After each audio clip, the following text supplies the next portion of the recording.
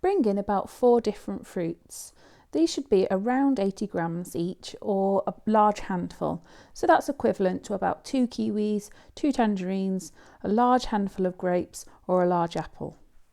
You will also need about 200 millilitres of juice. Apple juice works well here as it's clear, but orange juice can work too. If you've got larger containers at home, you can dispense it into a bottle and bring it in like that. You'll first need to decide which fruits need to be washed. Place them in a colander and wash them under a cold tap, being careful not to drip water when you go back to your workspace. Making sure you've got all the equipment ready, you're now ready to start making the fruit salad. Start by emptying the juice into your container. Cut the edge off your carton. Make sure you keep putting all your scraps into the scrap bowl as you go along. Pour the juice into your container. This way, when you prepare a fruit, it can go straight into the juice and stops it going brown as you go along. If you need to measure your juice, you will need 200 millilitres. Ensure you measure from eye level, otherwise it could look like too much if you're looking from above, or too little if you're looking from beneath. If you're preparing apple, you could use a corer and slicer to help you. Push down carefully, remembering the bottoms of the blades are sharp. Once you've pushed as far as you can, you'll find it doesn't quite cut through the bottom. The blades are sharp, so you need to push it back through from the top. You can then pull each segment off and then dispose of the core in the scrap bowl. When cutting your pieces, you want to make sure they're flat against the board to keep them secure and stop them rolling around. You can then slice them into small bite-sized pieces.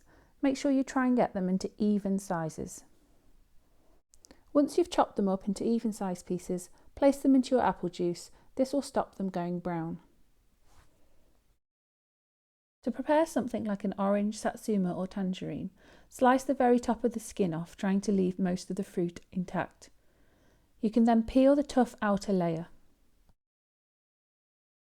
Once you've removed this thick orange layer, you'll be left with these white outer bits called pith. You may want to remove some of these to improve the appearance. You can now pull the pieces apart. Each piece is called a segment.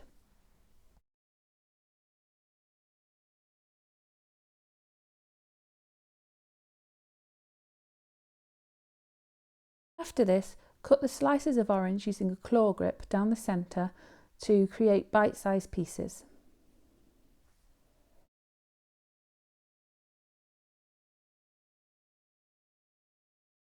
The next piece of fruit is a kiwi fruit. The outer layer is quite fuzzy and most people like to take it off, but it is actually edible. Use a claw grip to slice the end of the kiwi off. Sometimes you may need to put the point of the knife in first and then cut across to make it easier.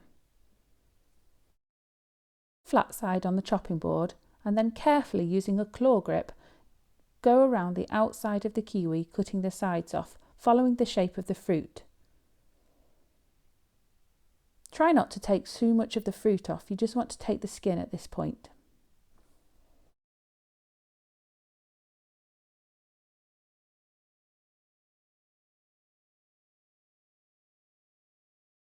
Once all the skin has been taken off, you can now place it flat on the board, again using a claw grip, and slice it into very thick slices. This way, when you cut across each slice, you can get bite-sized chunks, similar sized pieces to the other pieces that you've already cut.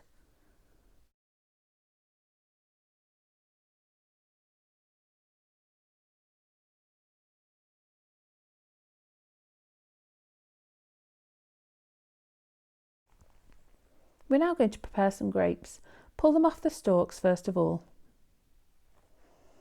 Then put the point of the knife into the grape and then slice symmetrically down the centre.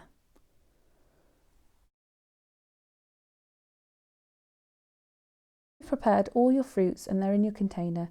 Give them a stir round so they're evenly mixed through. By making sure all your pieces are roughly similar size and shapes, when you take a spoonful you should be able to get a bit of each of the fruits on your spoon. That way you can enjoy all the fruits when eating it afterwards.